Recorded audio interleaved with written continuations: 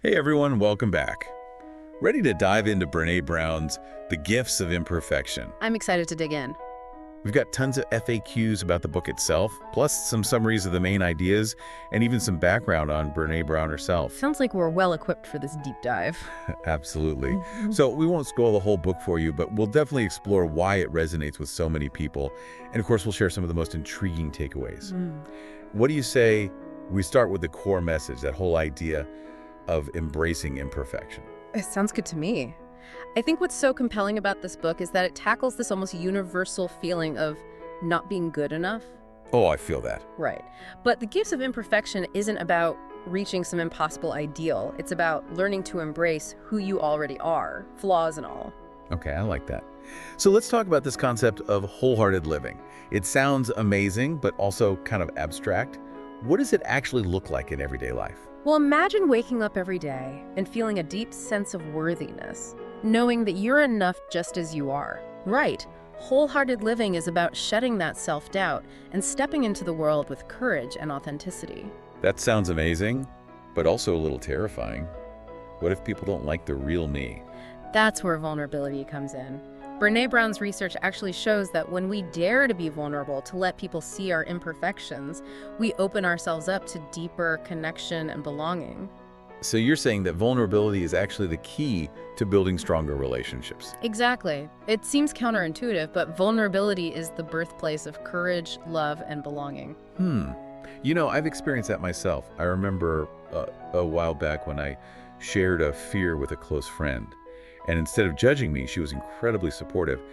That moment of vulnerability actually made our friendship stronger. That's a perfect example, and the book goes on to explain how perfectionism, the opposite of vulnerability, actually robs us of joy. Makes sense. When we're always striving for perfection, we're never truly satisfied, always chasing some unattainable goal. Oh, totally. It's like that saying, comparison is the thief of joy.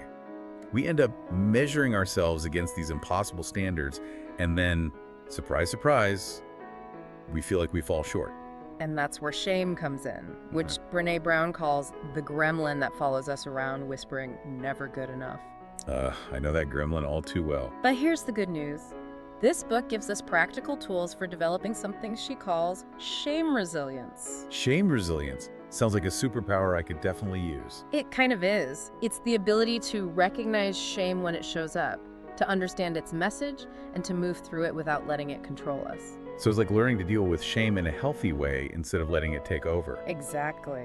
And one of the things she talks about is this idea of reaching out, which is basically just sharing your shame with someone you trust. That makes a lot of sense. It's like when we keep shame bottled up, it just grows and festers. But when we talk about it, it loses its power. Absolutely.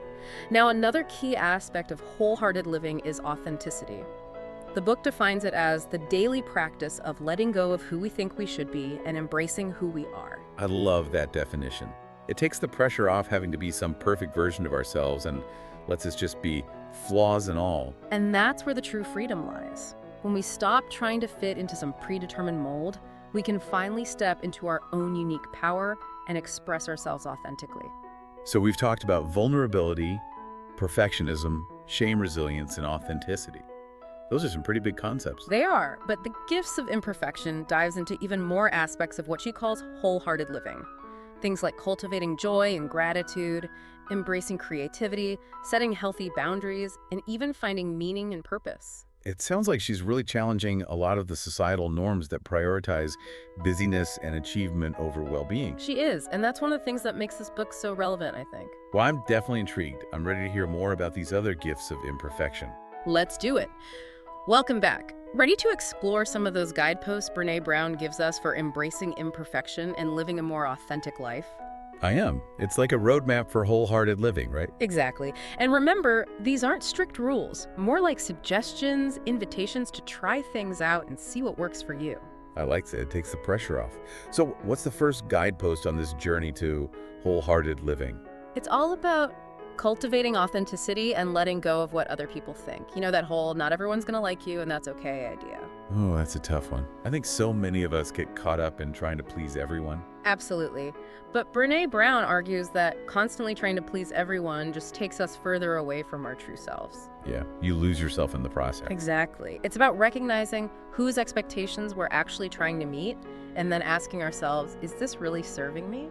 So guidepost number 1 is basically giving ourselves permission to be our weird, wonderful, perfectly imperfect selves.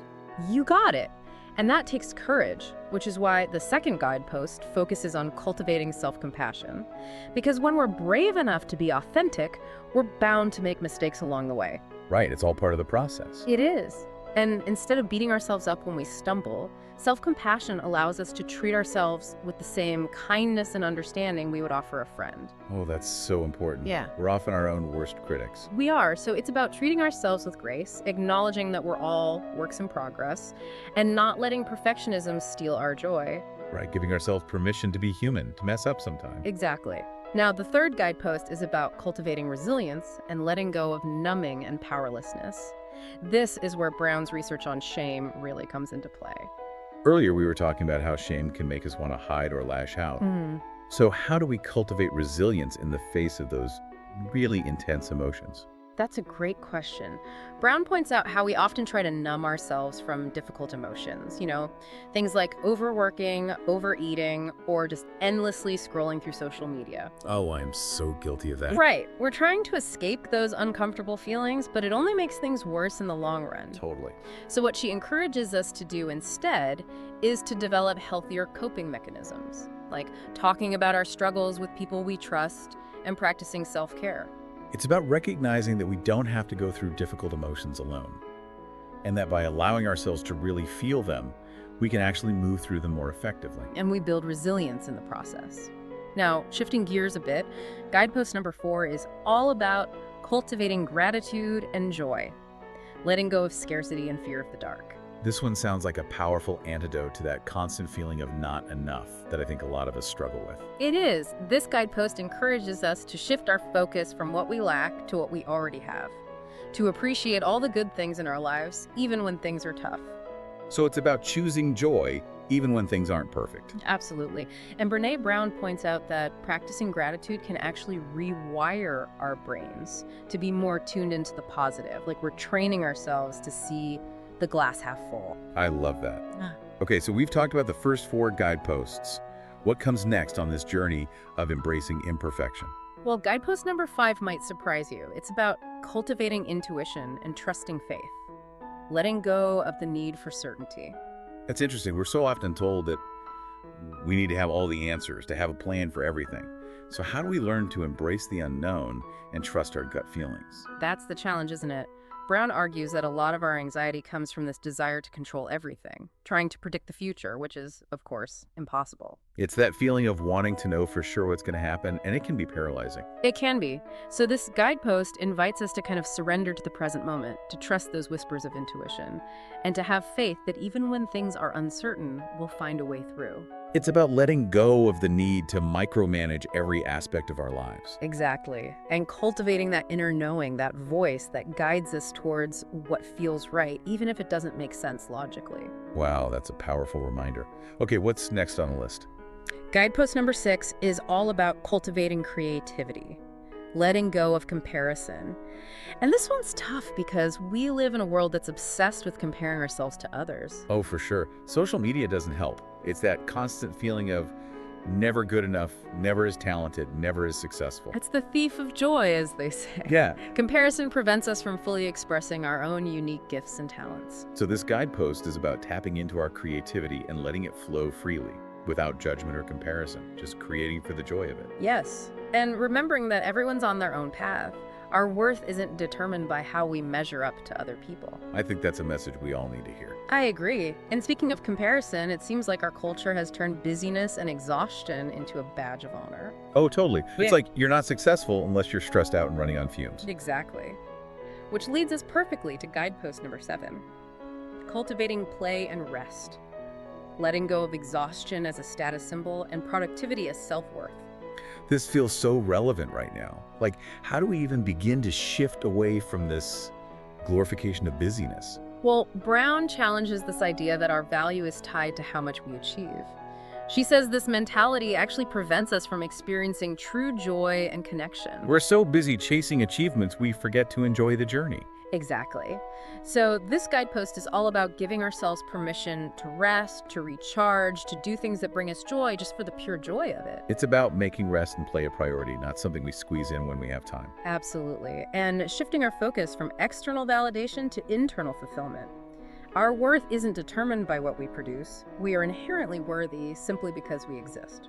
I love that. Okay, what else does the gifts of imperfection have in store for us? Guidepost number 8 is about cultivating calm and stillness, letting go of anxiety as a lifestyle. Oh, this one speaks to me on a deep level.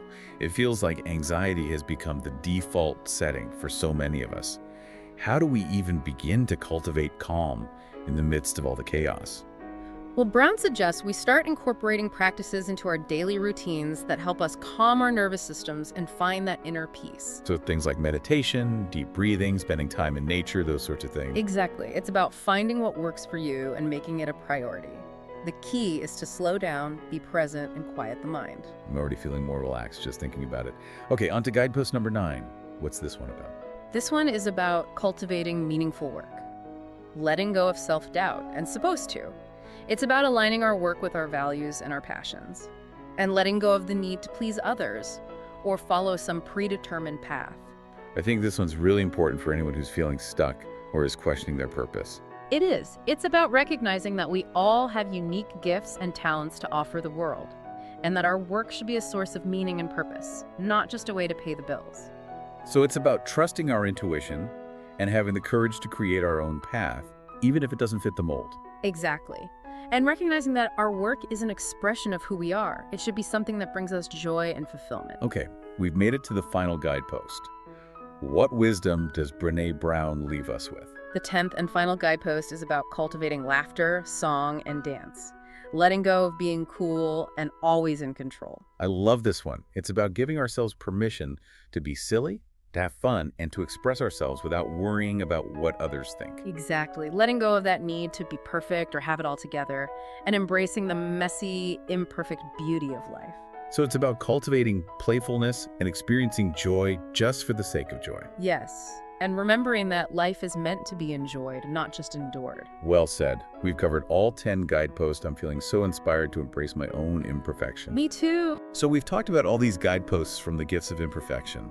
And I'm curious, what do you think makes Brené Brown's work resonate with so many people? Well, one thing that strikes me is how she blends all this solid research with stories anyone can relate to. It's not just data and facts, it's real-life experiences, her own struggles, and those aha moments. It makes it so much more real and relatable. It really does. You feel like she gets it, like she's been there too. Reading her book feels less like a lecture and more like chatting with a wise friend. Exactly. It's that willingness to be vulnerable, to show her own imperfections and her own journey that creates such a strong connection with the reader. Makes you feel less alone in your own struggles. And her work's impact goes way beyond just making people feel better, right? It's really had a ripple effect in the real world. Absolutely. Her research on vulnerability and courage has genuinely changed the way organizations, schools, and even whole communities think about leadership and connection. She's helped create more empathetic and supportive environments, which is a win-win for everyone. It's like she's giving people permission to be more human, to lead with their hearts as well as their heads. And that's so important, especially these days. It's easy to get caught up in always trying to be perfect and pretend we have it all figured out. But Brené Brown's work reminds us it's okay to be vulnerable, to embrace our imperfections, and to really connect with others authentically. So as we wrap up our deep dive into the gifts of imperfection, what would you say is the one thing you hope our listeners will take away from this conversation? If I had to pick one thing, it's that embracing vulnerability, practicing self-compassion, and letting go of perfectionism aren't just feel-good ideas. They're essential for living a truly wholehearted and authentic life. These are practices that can change how we relate to ourselves and the world around us. Beautifully said. And it's a journey, not a destination, right? It's about making those small choices every day that nudge us closer to the person we want to be. Exactly. Before we go, I want to leave our listeners with something to think about. If you could let go of just one expectation that's holding you back, what would it be? And what might you be able to achieve or experience if you embraced that imperfection? That's such a thought-provoking question. We encourage you to sit with that, see what comes up. Because as Brené Brown reminds us, the gifts of imperfection are waiting for us on the other side of our fears. Thanks for joining us for this deep dive into the gifts of imperfection. We hope you found it insightful and feel inspired to embrace your own unique, perfectly imperfect journey.